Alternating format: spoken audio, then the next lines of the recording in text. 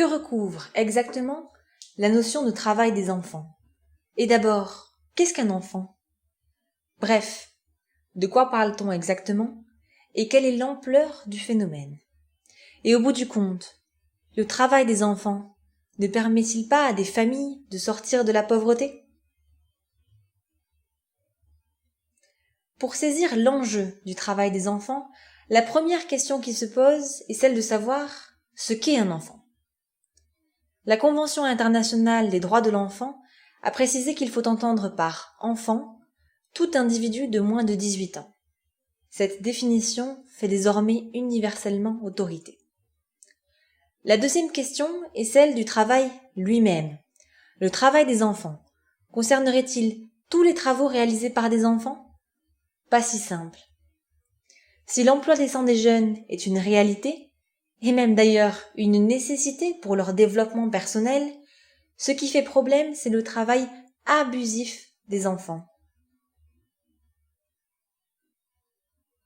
Ainsi, quand on parle de travail des enfants, on parle en fait de travail abusif des enfants.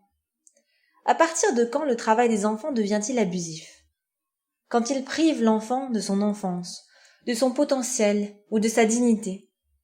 C'est-à-dire, concrètement, quand il est dangereux ou qu'il porte atteinte à sa santé, sa sécurité ou sa moralité. Ou quand il vient en concurrence avec sa scolarité et dégrade sa capacité d'attention et d'apprentissage.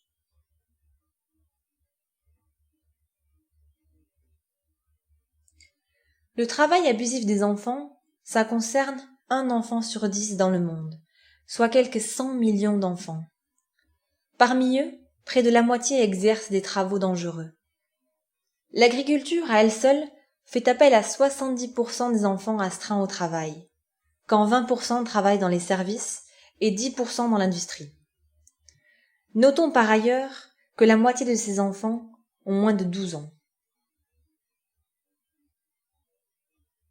C'est en Afrique que le phénomène est le plus répandu, 1 enfant sur 5 qui est astreint au travail. En Asie, c'est 1 sur 15.